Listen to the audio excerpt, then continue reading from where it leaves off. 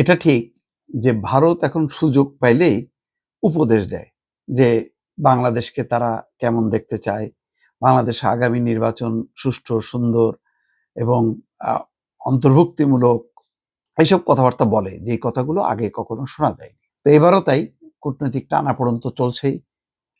ভারতীয় হাইকমিশনারকে তলব করা হয়েছিল ঢাকায়, আবার আজকে দিল্লিও বাংলাদেশ হাইকমিশনারকে তলব করেছে। এটা পাল্টাপাল্টি পাল্টাপাল্টি তলব করা মানে হচ্ছে আমিও কম না, তোমারটা ঠিক না, আমিও কিন্তু পাল্টা জবাব দিলাম। একটা জবাব দিল ভারত। তো এই অবস্থার মধ্যে তহিদ হোসেন আজকে তাকে প্রশ্ন করা হয়েছে। তো নির্বাচন নিয়ে তাদের যে মতামত, সেখানে বলছেন যে আমাদের নসিহত করা হয়েছে, নির্বাচন নিয়ে উপদেশ চাই না। ভারতের কাছ থেকে নির্বাচন নিয়ে উপদেশ বাংলাদেশ চায় না। আসলে চাওয়ার মানে এটা উচিত না, এবং এটা প্রত্যাশাও করা যায় না। কারণ 15 বছরে একটা দিনের জন্য এই যে সুষ্ঠু অংশগ্রহণমূলক জবাবদিহিমূলক যে নির্বাচনের কথা এখন বলছে, আগে তারা কখনো এই শব্দগুলো উচ্চারণ করেনি। বারবার তারা বলছে যে নির্বাচনটা মানে বাংলাদেশের জনগণের এবং ওই দেশের জনগণই ঠিক করবে নির্বাচন কিভাবে হবে। তার মানে দেশের জনগণের মানে কি, ওই দেশের জনগণের নিয়ন্ত্রণ ছিল আওয়ামী লীগ, আওয়ামী লীগই ঠিক করবে, এরকমই আর কি। এই যে টার্মগুলো এখন ভারত ইউজ করে, এই টার্মগুলো আগে পশ্চিমারা ইউজ করতো, এখন তারা করছে। তো এটা তো লজ্জার ব্যাপার। এটা কেন বলে?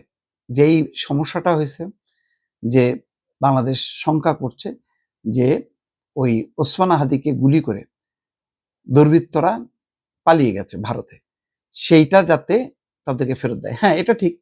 আরেকটু একদম তথ্য প্রমাণ নিশ্চিত হয়ে বললে ভালো হতো।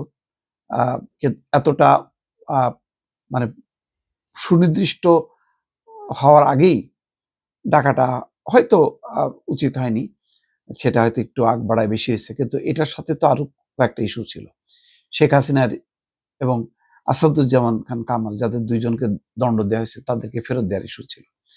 তো সব মিলে মানে বাংলাদেশ এটা প্যাকেজ আকারে প্রণয় ভার্মার কাছে তুলে ধরছে যে এইগুলি যাতে করা হয়, তা নাহলে অস্থিতিশীল হবে।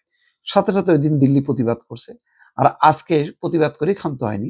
বাংলাদেশের হাইকমিশনারকে তলব করে তারা বলছে যে এইভাবে কোনো বিশ্বাসযোগ্য প্রমাণ ছাড়া এই ধরনের কথাবার্তা বলা এটা উচিত না।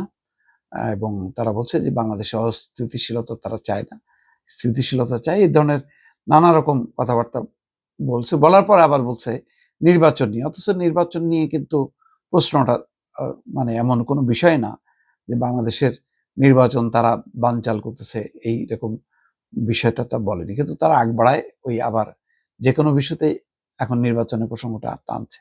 সেই টানার অংশ হিসেবে তারা এই কথা বলছে। সেই কারণে বলছে যে বাংলাদেশের নির্বাচন কেমন হবে এটা নিয়ে আমরা প্রতিবেশীদের উপদেশ চাই না। আগে অবশ্য তাই বলা হতো, ওই শেখ হাসিনা ওই ভাষায় বলতে, যে পশ্চিমাদের উপদেশ দেওয়ার কিছু নাই, তাদের গণতন্ত্র আমাদের গণতন্ত্র তাদের চেয়ে উন্নত, এই কথা বলতেন আমাদের তখনকার আওয়ামী লীগের নীতি নির্ধারকরা। এখন সামনে আমরা একটা ভালো নির্বাচনের দিকে যাচ্ছি, এই মুহূর্তে তো আমাদের নসিহত করার কোনো প্রয়োজন নেই।